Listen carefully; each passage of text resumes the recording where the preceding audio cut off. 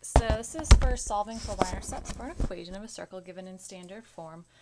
Just to make sure that the standard form is clear, standard form of the equation is x minus h squared plus y minus k squared equals r squared. And I'm sure you know, but it has center at whatever the h value is and the k value is, and then its radius is just going to be given as r. Okay, so start with a simple example. When we think about y-intercepts, we know that x is going to equal 0. If I gave you, for example, the equation, let's see, x minus 0 squared plus y minus 0 squared equals 4. You know right away that your center of your circle is going to be at 0, 0, because that's what h and k are, and then your radius is going to be the square root of 4, so your radius is just going to be 2. So if you were to graph it, you could probably pretty easily see your y-intercepts. So let's see here, 1, 2, 1, 2.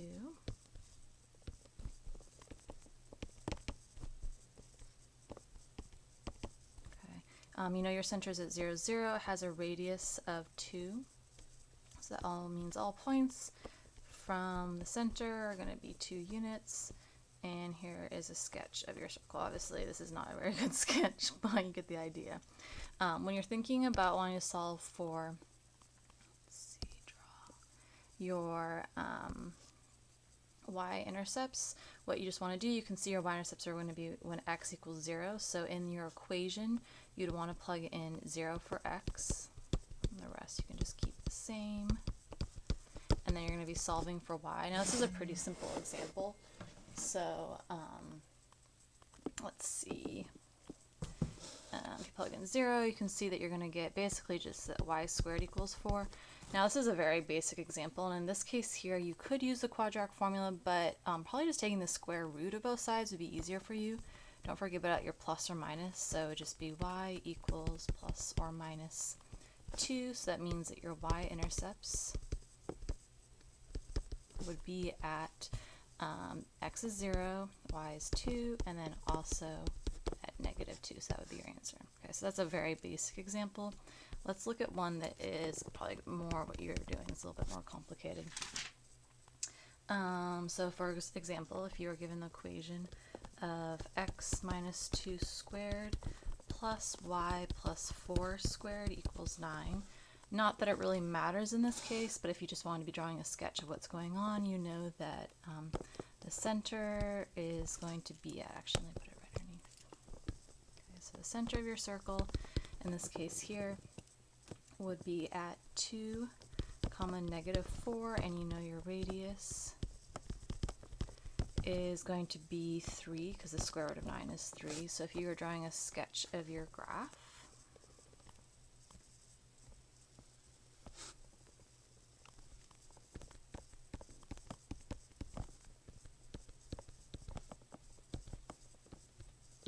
okay, so be here at 2, negative 4. And let's see, you know your radius is going to be 3, so it's 3 units from all of these spots.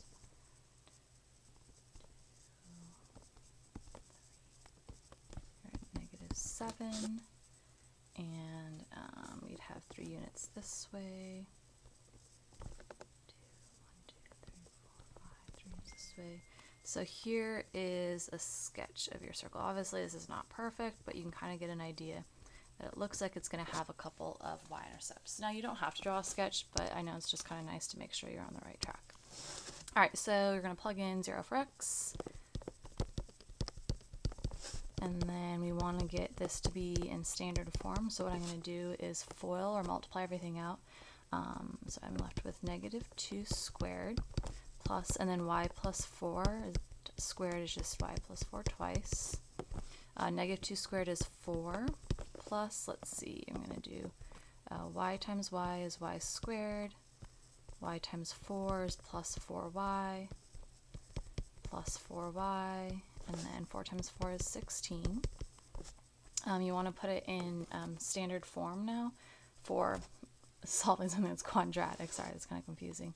So I'm going to just combine like terms. So I have y squared, I have plus 8y, and then I have plus 20 equals 9. You always want to make sure it's set equal to 0 also, so I'm going to subtract 9 from both sides.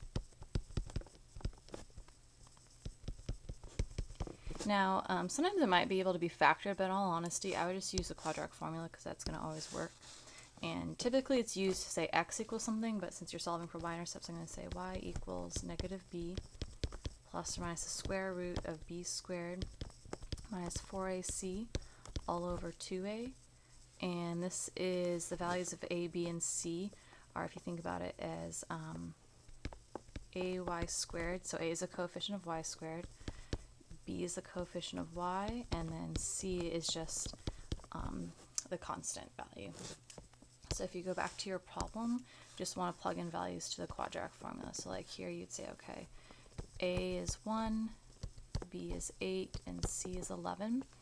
So y is going to equal negative b, so negative 8, plus or minus the square root of b squared, so 8 squared minus 4, times a, which is 1, times c, which is 11, all over 2 times 1.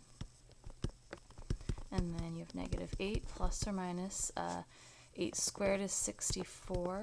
4 times 1 times 11 is 44, all over 2.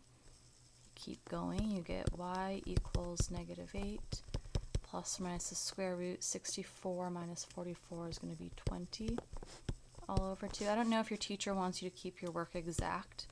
If so, you would just want to reduce the radical. So like what perfect square number goes into 24 times 5 all over 2. The square root of 4 is 2 all over 2. You can reduce it one more time by factoring out a 2, so it basically just become negative 4 plus or minus 1 root 5 all over 1.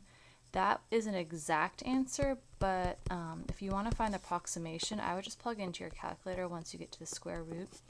And so plug in, let's see, it's going to be negative 8 plus the square root of 20, and then divided by 2.